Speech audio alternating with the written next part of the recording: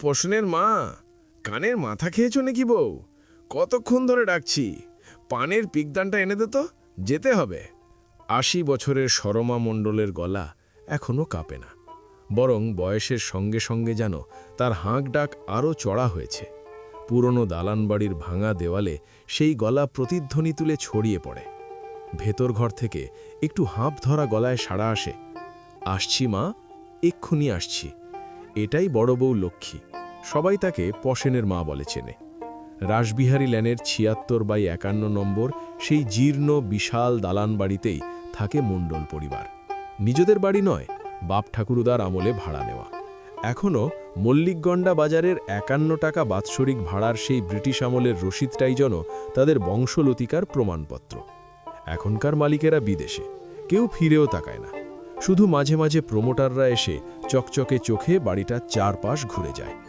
বাড়িতে লোকের অভাব নেই, অভাব শুধু শান্তির। বয়োজ্যেষ্ঠ তরুণ মণ্ডল বয়সের ভারে শয্যাশায়ী। সরমা দেবী দুপুরে ভাতের পর এক খিলি পান না খেলে তার চলে না, কিন্তু পান খেলেই আরেক বিপদ। পিক ফেলবেন কিভাবে? বাতের ব্যথায় পা ফুলে আছে, হাঁটতে গেলেই হাঁটু কেঁপে ওঠে। মেজবউ কলতলায় বসে শ্যাওলা ধরা নলকূপের পাশে পিতলের হাঁড়ি মারছে, তাকে ডাকলে মুখ বাঁকাবে। সেজবউ গেছে স্কুল থেকে ছেলেকে আনতে। ছোট বউ স্কুলের দিদিমণি, পেটে ভাত পড়লেই ঘুমে ঢুলে পড়ে, তবু কথায় দেমাগ কম নয়। শেষমেশ ভাঙা কুলো হাতে ছাই ফেলতে ফেলতে দৌড়ে আসে বড় বউ লক্ষ্মী, পশেনের মা। পশেন অর্থাৎ প্রসেনজিৎ মণ্ডল এই বাড়ির বহু আকাঙ্ক্ষিত ছেলে। বড় কর্তা সুমনের পরপর ৩ মেয়ে হওয়ার পর একমাত্র পুত্র সন্তান। তাই সে যেন শিবরাত্রির সলতে। সবাই তাকে আগলে রাখে, আবার সবাই ওর উপরই বিরক্ত। পাড়ার লোকজন ঠাট্টা করে বলে, আলু ভাতে প্রসেনজিৎ। লম্বা চৌড়া চেহারা, বয়স হয়েছে অনেক, তবু দায়িত্বজ্ঞান যেন কোথাও আটকে আছে। হোটেলে খেয়ে আসে, বাড়ি ফিরে চেঁচামেচি করে, কিন্তু সংসারের ভার সে যেন তার কাজ নয়। লক্ষ্মী মণ্ডল এই বাড়ির বড় বউ, কেরানি স্বামীর সামান্য মাইনে ২ মেয়ের বিয়ে দিয়েছেন। শিরদাঁড়া প্রায় বেঁকে গেছে তার, তবু বুকের ভেতর এখনও একটা কাঁটা। আরও এক মেয়ের বিয়ে বাকি। এই সময়েও এমন মধ্যবিত্ত পরিবারে মেয়ে মানেই দায়। ২ মেয়ের বিয়েতে সুমনকে ৩ লক্ষ করে পণ, ১০ ভরি করে সোনা দিতে হয়েছে। ছেলের বাড়ির লোকেরা আসবাবপত্র পর্যন্ত আদায় করেছে, স্ত্রী পর্যন্ত ছাড়েনি। বিয়ের রাত খরচ আলাদা। সেই সব দিনের অপমান, ধার দেনা, লজ্জা সব এখনও বুকের মধ্যে জমে আছে। আরও একবার সেই পথ পাড়ি দিতে হবে, এই ভাবনাতেই সুমনের মুখ শুকিয়ে যায়। সুমন সরকারি চাকরি করে, কিন্তু সংসারে তার মন নেই। সকাল ১০টা থেকে বিকেল ৫টা অফিস, তারপর পাড়ার রকে আড্ডা। বাড়ি ফিরলে ক্লান্ত, বিরক্ত। মাঝে মধ্যে লক্ষ্মীর দিকে তাকিয়ে ২০ দাঁত বেরোয়। তোমার গর্ভটাই খারাপ ছিল, না হলে পরপর ৩টে মেয়ে হয়। লক্ষ্মী তখন চুপ করে থাকে, চোখ নামিয়ে কাজ করে যায়। সারা দুপুর সে শাশুড়ির জন্য জাতি দিয়ে সুপারি কাটে, রাতের উনুন ধরাতে কয়লা ভেঙে রাখে। এত লোকের আটা একা হাতে মাখে। শ্বশুরকে সাফসূত্র করে, শাওরির পায়ে তেল দেয়। কেউ জিজ্ঞেসও করে না তার পা দুটো কেমন আছে। এই বাড়িতে লক্ষ্মী যেন কাজের মানুষ, মানুষ নয়। তবু একজন আছে যে তাকে মানুষ ভাবে, প্রসেন। মাকে সে ভীষণ ভালোবাসে, নিজের মতো করে। কখনো প্রকাশ পায় না, কিন্তু আছে। বাইরে যতই হম্বিতম্বি করুক, মায়ের সামনে এলে তার গলা নরম হয়ে যায়। দালান বাড়ির লম্বা বারান্দা দিয়ে হাঁটতে হাঁটতে লক্ষ্মী পিকদানটা সরমার হাতে দেয়। সরমা বিরক্ত গলায় বলে, এতক্ষণ লাগলো কেন? লক্ষ্মী শুধু হালকা হেসে বলে, হাঁটুটা আজ খুব ধরেছে মা, তাই একটু দেরি। কথাটা শুনে সরমা মুখ ফিরিয়ে নেয়। বয়সটাকে কঠিন করেছে, নরম নয়। কিন্তু লক্ষ্মীর চোখে তখন এক অদ্ভুত শান্তি। কাঁধে সংসারের ভার, বুকে অপমানের দাগ, তবু সে টিকে আছে। এই ভাঙাচোরা বাড়িটার মতোই। চুন খসে পড়েছে, দেওয়ালে ফাটল ধরেছে, তবু এখনো দাঁড়িয়ে আছে। শেষে ছেলে তো হলো বটে, কিন্তু সেও যেন একেবারেই অপদার্থ, না ঘরের না ঘাটের। ধর্মের জয় হোক এই প্রসেনজিৎ মণ্ডল। সুমনের ভাই এই বাড়ির মেজ ছেলে শঙ্খ, পাড়ার হাতুড়ে ডাক্তার। তার পসার খারাপ বলাই যায় না, কিন্তু নিজের রোগ ব্যাধি নিয়েই তার বেশি ঝোঁক। অর্শ ফিস্চুলার মতো লজ্জার রোগে বেশ কারবার। এক মেয়ে আছে, সে থাকে মামা বাড়িতে, ভাতার দিকে মনোযোগ দেয়। মেজ বউ বুলি গায়ে গতরে খাটে বটে, তবে মুখও সমান তালে চলে। সেজ কয়েক বছর আগে টিবি রোগে মারা গেছেন। তার স্ত্রী সন্তান এখনও এই বাড়িতেই আছে। সেজ বউ অঙ্গনবাড়ি স্কুলে খিচুড়ি রান্না করে, সেই টাকায় কোনো মতে ছেলের খরচ চলে, বাকিটা ভাসুর দেবরদের কৃপায়। সেজ বউ যেন চোখে দেখেও দেখে না, কানে শুনেও শোনে না। তার একমাত্র ভালোবাসা ছেলে চিরঞ্জিত, তাকে মানুষ করতেই তার ভীষ্ম প্রতিজ্ঞা। একটু ভাবলেশীন বলেই লোকে চেনে তাকে। সেজ ছেলের রেখে যাওয়া কেরানির দোকান এখন ছোট ছেলে মোহিত চালায়। দাদার সঙ্গে আগে হাত লাগাতো, দাদা মারা যাওয়ার পর দোকানের দায়িত্ব তারই কাঁধে। গত বছর সে সরকারি স্কুলের দিদিমণিকে বিয়ে করে ঘরে এনেছে তুলি মণ্ডল। চাকরি ছাড়া এ বাড়ির অন্য কোনো কাজে তার বিশেষ অংশগ্রহণ নেই। মান্ধাতা আমলের এই বাড়ি, ডজন খানেক মানুষ, শ্যাওলা ধরা কলতলা, পাশে সবার জন্য একটিমাত্র পায়খানা বাথরুম, প্রত্যেকের ভাগে একটি করে ঘর, আর উঠানের একপাশে টালির ছাদের রান্নাঘর। বাড়িটার আসল রং কেউ জানে না। 3 প্রজন্ম ধরে মণ্ডলরা এখানে। প্রসেনকে নিয়ে 4 প্রজন্ম হতে চলল। প্রসেনের দাদু তপন এখানেই জন্মেছেন, এখানেই শেষ হরিবোল তোলার অপেক্ষা। জোড়া তালির সংসারে বিলাসিতা বলে কিছু নেই। এই টিকে ফাঁকার লড়াইয়ের মাঝেই এক সাধারণ মানুষ কি করে নায়ক হয়, এটাই আলু ভাতে প্রসেনজিতের গল্প। উচ্চতা 5 ফুট 5 ইঞ্চি, গোল গলা চেহারা, নোয়াপাতি ভুঁড়ি, মাথা ভর্তি কোঁকড়া চুল, পকেটে উচ্চ মাধ্যমিক পাশের সার্টিফিকেট, এইটুকুই তার সম্বল। এমন ছেলে বা কি করে নায়ক হবে মশাই? জানতে হলে চোখ রাখতে হবে 76/51 রাসবিহারী লেনের মণ্ডল বাড়িতে। বুলবুলিকে নিয়ে ইতিমধ্যেই 5 পরিবার দেখেছে, কোথাও কিছু হিললে হচ্ছে না। বুলবুলির ঠাকুমা সরমা হেসেলের কাঠের পিঁড়িতে বসে দুঃখ উগড়ে দিলেন মেজ বউয়ের কাছে। মেজ বউ বুলি শিলনোড়ায় সর্ষে বাটছিল, আজ কই মাছের ঝাল হবে। শাশুড়ির কথা শুনে বলল, বড়দা কোথায় পাবে এত পণ? 2 মেয়ের বিয়েতে গলা পর্যন্ত দেনা, বুলবুলির বিয়েতে 4 লাখ চাইলে তো কিডনি বেচতে হবে। বড়বউ লক্ষ্মী বটি দিয়ে অনাজ কাটছিল। শাশুড়ি জায়ের কথায় চুপচাপ শাড়ির খুঁটে চোখ মুছল। ঠিক তখনই ভেসে এলো গলা। ওমা, কোথায় তুমি? প্রসেনের গলা শুনে মুখ তুলে দরজার দিকে তাকালো। উফ, এলো আমার ধিঙ্গি ছেলে। কোথা থেকে আসছিস শুনি? একটুও কি শান্ত হয়ে বাড়িতে বসতে পারিস না? সারাক্ষণ টোটো করে ঘুরে বেড়ানো। প্রসেনকে দেখেই ঠাকুমা চেঁচিয়ে উঠলেন, লোকে বলবে পরিবারের শিক্ষা নেই। তুইও দিদি ছাড়া গরু করে আর কতদিন রাখবি একে? পাড়ার গেরির সঙ্গে বিয়ে দিয়ে ঘর জামাই করে ঘোষ বাড়িতে পাঠিয়ে দে। এত শিক্ষার বাহার, গুনলে অষ্টরম্ভা, এর হিললে হওয়া মুশকিল। বড় বউ বুলি বড় যাকে খেকিয়ে বলল, আজ সকালে ও পাড়ার সাধু ডাক্তার মারা গেছেন শুনে প্রসেন গিয়েছিল। তারপর বার্নিং ঘাট পর্যন্ত যেতেই হলো। শেষ কাজ সেরে গঙ্গায় স্নান করে ফিরেছে। সকাল থেকে পেটে দানা পড়েনি। মরা পোড়ানোর জায়গায় গন্ডে পিণ্ডে গিলতে তার ভালো লাগে না। মানুষ জন্মালেও মিষ্টি খাও, মরলেও মিষ্টি যাও, এই নিয়ম তার পছন্দ নয়। খিদে পেয়ে সোজা বাড়ি ফিরেছে। মায়ের হাতে 2 ডাল ভাত খেয়ে প্রসেন আবার বাইরে বেরোতে লাগলো। পাশের বাড়িতে নতুন ভাড়াটে আসছে। দাদু বলেছে রকের ছেলেদের সঙ্গে গিয়ে শিফটিংয়ে সাহায্য করতে। শুনেছে যিনি আসছেন তিনি নাকি পেট পুরে খাওয়াবেন। তার আগে পেটে 2 না দিলে চলে না। মাথা গরম মেজবউয়ের ঝালঝাল কথার প্রভাব মনে পড়ে। কিছু না বলেই বেরোবে, ঠিক তখনই মা ডেকে উঠলেন, কোথায় যাচ্ছিস? কই মাছ ভাজা আছে, ওই কুলুঙ্গিকে আসনটা নিয়ে বস বাছা, আমি ভাত মেখে খাইয়ে দিচ্ছি। দোহাই, যাস না বাবা। মেজবউ রেগে জায়ের দিকে তাকিয়ে বলল, আরও আশকারা দাও, এই ছেলে তো তোমার সর্বনাশ করবে। জোয়ান মরদ 2 গায়ে গতরে খেটে রোজগার করতে পারে না। বুলবুলির বিয়েতে কটা টাকা দিলে তো বড়দার একটু সাশ্রয় হতো। পোষেন উলের বোনা আসন পেতে বসে খেতে খেতে বলে, আপনাদের মনের কথা বুঝি, কিন্তু নিজের মেয়ের কথা ভাবলেই হবে মেজ বুড়িমা, আমার কথা ভাবার দরকার নেই। তাকে মামার বাড়িতে রেখে আমাদের উপর ছুরি ঘোরানোর দরকার নেই। মেজবউ রেগে মুখ ঝামটা দেয়, মা গো মা, শুনলেন তো আপনার নাতনির কথা? যার জন্য করি চুরি সেই বলে চোর। তোর মায়ের ভালোর জন্যই তোর ভাইকে শাসন করছিলাম। বুলবুলি চোখ তুলে তাকায়, গলায় আগুন জ্বলে ওঠে। মা কি আপনার কাছে পোষেন নিয়ে দুঃখ করেছে? দেখে মনে হয় আপনারা বেশি আমার ভাইকে নিয়ে কষ্ট পান। আমাকে নিয়ে ভাববেন না, আমার শরীর খারাপ হলে আবার ছুটতে হবে অঞ্চলখানায়। মেজো তো ফাইলসের চিকিৎসা করেন। উনি তো আমার রোগ সারাতে পারবেন না। আমাদের জন্য খামোখা ডাক্তার খরচ করো না। বুলবুলি মায়ের মতো চুপচাপ নয়, মুখের ওপরই জবাব দেয়। ভাইকে সে ভীষণ ভালোবাসে।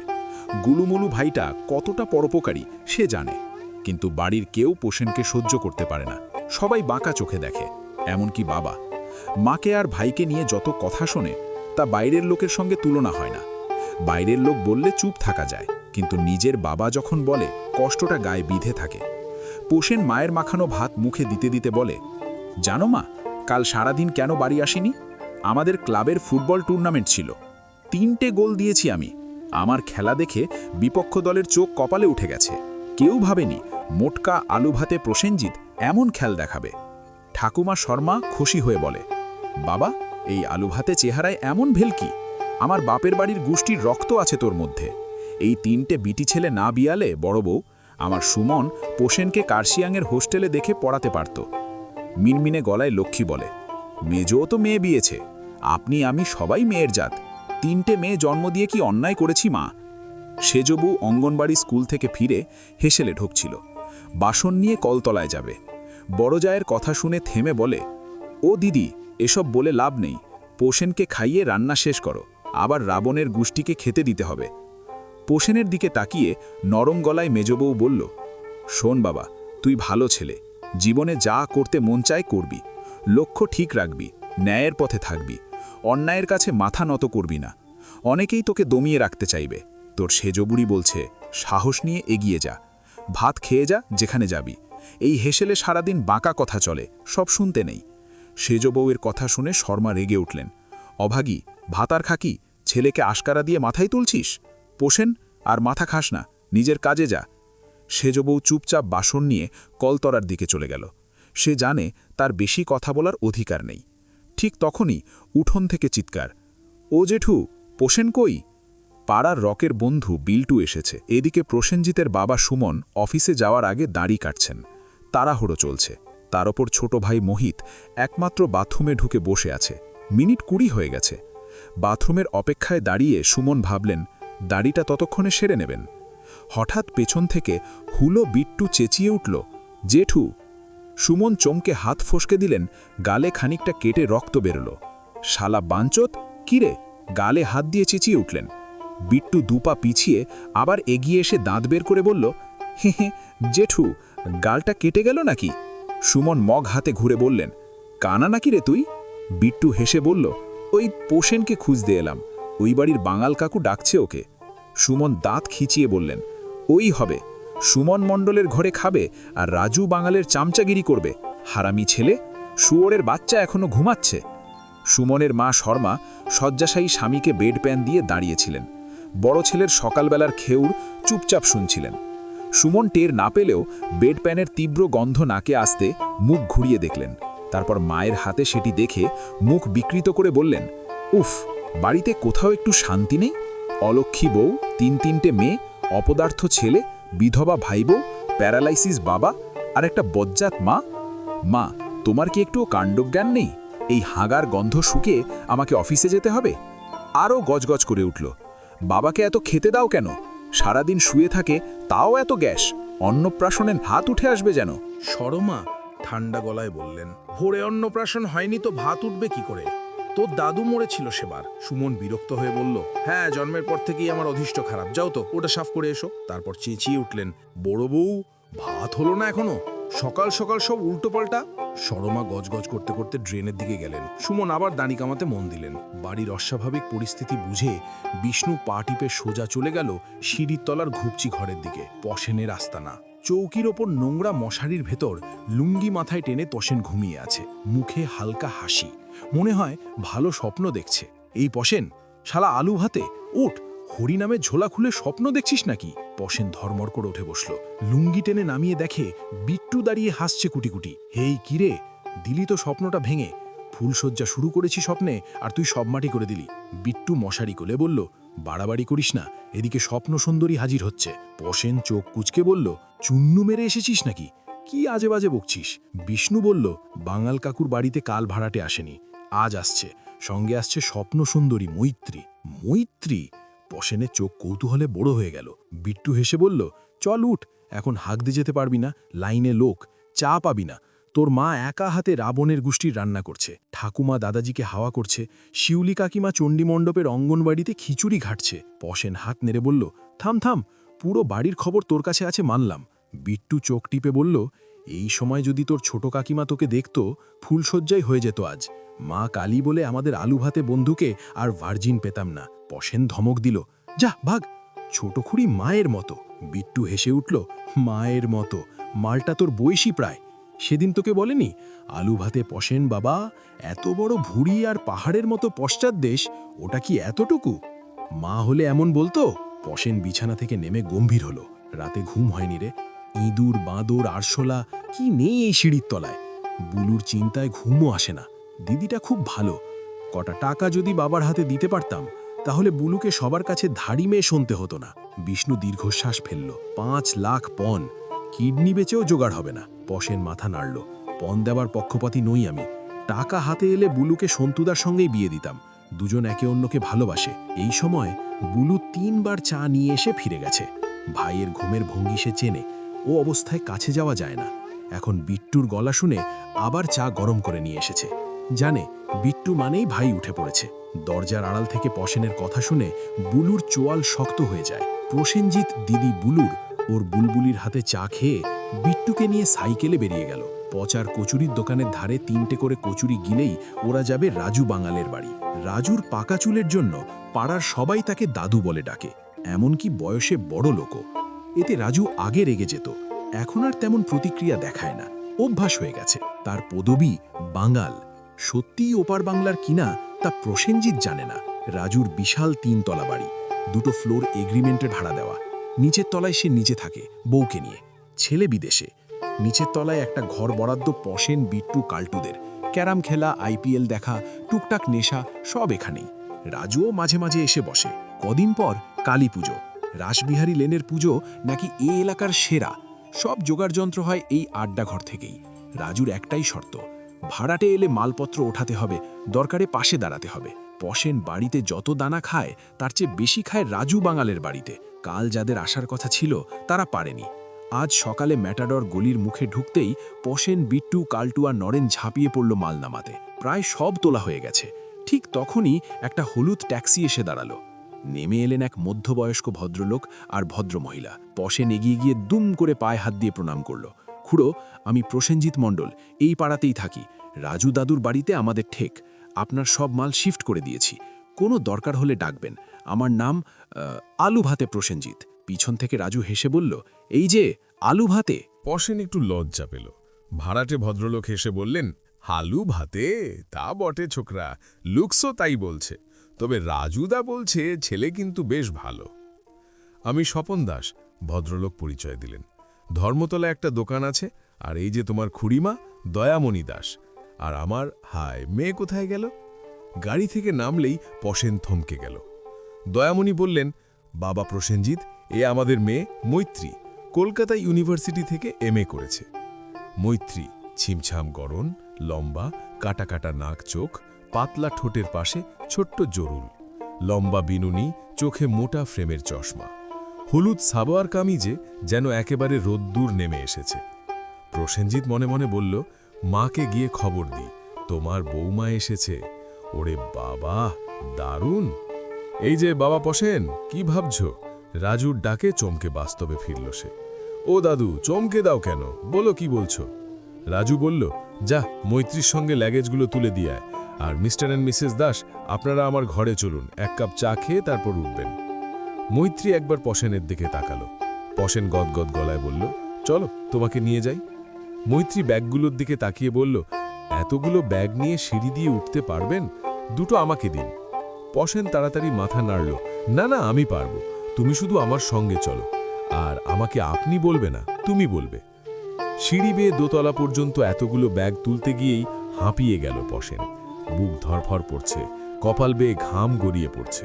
তবু মৈত্রীর সামনে শক্ত থাকার ভান। 2 তলায় পৌঁছে যা দেখল তাতেই মাটি। কাল্টু আর বাদশা লুঙ্গি হাঁটু পর্যন্ত তুলে কে কত জোরে শব্দ করতে পারে তার প্রতিযোগিতা করছে। পশেনকে দেখেই হুঙ্কার, আয় আলু ভাতে, তুই তো পাদনের গুরুবেব। এরপরই দমকা হাসি। মৈত্রী হেসে লুটোপুটি। পশেনের মুখ মুহূর্তে ছোট হয়ে গেল। সে গম্ভীর গলায় বলল, তোরা সব উঠে যা, মেঝেতে গড়াগড়ি খেতে পাঠিয়েছি নাকি? যা, নিচে যা সবাই। বাদশ বুঝে গেল নতুন ভাড়াটে মেয়েটাকে পটানোর চেষ্টা চলছে। সবাইকে নিয়ে বেরিয়ে গেল, তবু মৈত্রী হাসতেই থাকল। পশেন বিরক্ত কণ্ঠে বলল, হলো তোমার? এদের কথায় এত হাসছ কেন? এদের কিছু ঠিক আছে নাকি? মৈত্রী এবার ওর দিকে তাকালো। চোখে জল চলে এসেছে হাসতে হাসতে। আবার এক দফা হাসি। পশেন গজগজ করল, মহা ফাজিল মেয়ে তো। এই রইল জিনিসপত্র, আমি চলি। মৈত্রী হঠাৎ থামল, কয়েক মুহূর্ত তাকিয়ে থেকে হাত বাড়ালো। বন্ধু হবে গুরুদেব? পশেন চোখ কুচকে বলল, যা, আবার শুরু করলে। মৈত্রী হেসে বলল, সরি, বন্ধু হবে প্রসেনজিৎ। পশেন খপ করে হাতটা ধরল। বুকের ভেতরটা যেন হঠাৎ ঢাক বাজছে। মৈত্রী লাল প্লাস্টিকের চেয়ারে বসতে বলল। পশেন বসল। ঘরটা নতুন রঙের গন্ধে ভরা। মৈত্রী ধীরে ধীরে বলল, দৈপায়ন সরকারকে চেনো প্রসেনজিৎ? পশেনের চোয়াল শক্ত হয়ে গেল। দৈপায়ন ওর একমাত্র শত্রু। বড়লোকের ছেলে, কেলেঙ্কারিবাজ, বাজে স্বভাবের। একবার নাকে রক্ত বের করে দিয়েছিল, কারণ পশেন ওর বশ্যতা মানেনি। তবু নিজেকে সামলে পশেন বলল, কেন, তুমি ওকে চেনো? মৈত্রী নিঃশ্বাস ফেলল। ওর জন্যই তো এ পাড়ায় আসা। আমাদের সম্পর্ক মাস দুয়েক হল। নিউ মার্কেটে আলাপ হয়েছিল পুজোর আগে। আমরা একে অপরকে খুব ভালোবাসি। শব্দগুলো যেন বেলুনের মতো ফেটে গেল পশেনের কানে। ভিতরের সব আনন্দ দুমদাম ভেঙে পড়ল। শেষ পর্যন্ত মৈত্রীও দৈপায়নের খপ্পরে। কিরে আলু ভাতে, এখানে ঘুরঘুর করছিস কেন? পেছন থেকে কটাক্ষ ভরা গলা। ঘুরে দেখল দৈপায়ন দাঁড়িয়ে, দাঁত বের করে হাসছে। পশেনের চোয়াল শক্ত, ঝামেলা পছন্দ নয় তার। পাশ কাটিয়ে চলে যেতে যাচ্ছিল, কিন্তু দুই পাও নাজো অন্য মুডে। রাস্তা আটকে দাঁড়ালো। টুথপিকটা দাঁত থেকে খুলে ছুঁড়ে ফেলে বলল, মাগনা পেয়েছিস নাকি গুরু? ওই মাল আমার। মৈত্রীর দিকে তাকাস না, ছেটে ছোট করে দেব তোর ছোট্ট গোপনাঙ্গটাকে। পশেনের বুকটা জ্বলে উঠল, চোখে আগুন। পশেন এক সাধারণ বাঙালি, মাথার ওপরে ছাদও ভাড়ার, বেকার, তাই মতামতের দাম নেই কারো কাছে। মৈত্রীকে দেখে প্রথমবার বুকের ভেতর আলো জ্বলে উঠেছিল, কিন্তু আধ ঘন্টাও টিকল না। অন্ধকার সব নিঃশেষ করল। রাজু বাঙালের বাড়ি থেকে বেরিয়ে রকের ধারে দাঁড়িয়েছিল পশেন। সব দেখে শুনে এবার বাওয়াল করতে এলো দৈপায়ন। পশেন ওকে খেপানোর জন্য ঝাঁপিয়ে বলে, যা এখান থেকে, মাথা খাস না। দৈপায়ন মিটিমিটি হেসে এগিয়ে এলো। বোক্কা চোদা, তুই নিজের অকাত দেখে টোপ ফেলবি? মালটা আমার। আজকাল হোটেলে যায় আমার কেটিএমে চড়ে। কটা তিল আছে তাও বলতে পারি। কান ঝা ঝা করে উঠল পশেনের। থাস থাস দুটো চড় কষালো সে। প্রথমে হকচকিয়ে গেলেও সঙ্গে সঙ্গে ঝাঁপিয়ে পড়ল দৈপায়ন। ল্যাম্পপোস্টের সঙ্গে চেপে ধরে দুটো ঘুষি মারল। পশেনের নাক দিয়ে রক্ত গড়িয়ে পড়ল। ওকে ফেলে রেখে সিজ দিতে দিতে ঢুকে গেল রাজুর বাড়িতে, সোজা দোতলায়, মৈত্রীর কাছে। মৈত্রী প্রথম প্রেমে পড়েছে। নীল সানগ্লাস পরা কেটিএম জড়া ছেলেটার। দৈপায়ন কলেজ পলিটিক্সে অ্যাক্টিভ। বাহ্যিক স্মার্টনেসে মুগ্ধ হয়ে বোঝেনি সে ফুলে ফুলে মধু খাওয়া ছেলে, যার সঙ্গে সহাবস্থান মানেই বিপদ। পশেনকে দেখে মৈত্রীর মনে করুণা ছাড়া আর কিছু জাগে না। সে এক আলু ভাতে মার্কা অ্যাভারেজ বেকার। কালুর দোকানে চাও ধারে খেতে হয়। নেই দামি ফোন, নেই স্মার্ট ওয়াচ, নেই দাড়ি। আছে শুধু মানুষকে সাহায্য করার মন, বিপদে পাশে দাঁড়ানোর অভ্যেস, হাসি মুখে খাটার ইচ্ছে। কিন্তু আজকাল এদের দাম কম। পকেটে বাপের টাকা নেই, সরকারি চাকরি নেই। মৈত্রীর চোখে পশেন পাড়ার দরকারে ছাই ফেলতে ভাঙা কুলো ছাড়া কিছু নয়। রক্তাক্ত পশেন কোনো মতে রুমাল চেপে দাঁড়িয়ে রইল। মাথা ঝিমঝিম করছে। বাড়ি গেলে বাবা দেখলে আরও মারবে, কিন্তু কিছু না করলে রক্ত থামবে না। টোলটলে করে এগোচ্ছিল, এমন সময় কালটু দেখে ফেলল। এই ভাই, কি হলো তোর? নাক দিয়ে রক্ত পড়ছে। পশেন বলল, রাজু দাদুর বাড়ি থেকে একটু বরফ এনে দে, আমি চায়ের দোকানের মাচায় বসছি। কালটু ছুটল। কালু চাওয়ালা এসে জিজ্ঞেস করল, এই বেটা মণ্ডল, কার সঙ্গে গণ্ডগোল করলি? নাক ফাটিয়ে এলি যে। পশেন চেপে গেল। বলতে গেলে মৈত্রীর নাম জড়াবে। নতুন এসেছে, বদনাম চায় না। কালটু বরফ নিয়ে ফিরল, সঙ্গে রাজু বাঙাল। রাজু পশেনকে ভালোবাসে। বরফ চেপে ধরে রক্ত থামালো ওষুধের দোকানে। রাজু বলল, বাপ, এবার বাড়ি যা, না হলে তোর বাপ সুমন বলবে রাজু বাঙাল আমার ছেলের মাথা খাচ্ছে। কালটু ধরে বাড়ি পৌঁছে দিল। তখন লক্ষ্মী তুলসীতলায় সন্ধ্যা প্রদীপ জ্বালাচ্ছিল। সকালে যে ছেলেকে সুস্থ দেখেছে তাকে রক্তাক্ত অবস্থায় ফিরতে দেখে বুক ফেটে গেল তার। কিন্তু পশেন আঙুল তুলে চুপ করতে বলল। বাবা দেখলে সর্বনাশ। সিঁড়ির তলার ঘুপচি ঘরে আশ্রয় নিল সে। কালটুও সরে পড়ল। এই সময় বাড়িতে সুমন, শঙ্খ, মোহিত সবাই আছে, ঝামেলা বাড়ানোর মানে নেই। চৌকিতে শুয়ে কালো সিলিংয়ের দিকে তাকিয়ে রইল পশেন। চোখে জল চলে এলো।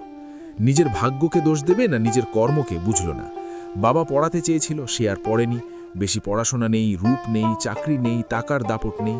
তাই হয়তো দৈপায়ন মতো ছেলের সামনে দাঁড়ালে নিজের অস্তিত্বটাই যেন ছোট হয়ে যায়। মৈত্রীর কথা মনে পড়তেই বুকের ভেতর কেমন হালকা ব্যথা উঠল। তার হাসি, হাত বাড়িয়ে বন্ধু হবে বলা, সবই কি ভুল ছিল? না ভুল ছিল পশেনের আশা। হয়তো সত্যিটাই পশেনের মতো ছেলেরা নায়ক হয় না প্রেমের গল্পে। এরা থাকে পাড়ার কাজের ছেলে হয়ে, কারুর মাল তুলে দেয়, কারুর অসুখে রক্ত দেয়, কারুর বিপদে ছুটে যায়, কিন্তু আলোটা পড়ে অন্য কারুর উপর। চোখের কোণ বেয়ে জল গড়িয়ে কান পর্যন্ত গেল। পশেন হাতের পিঠ দিয়ে মুছে নিল।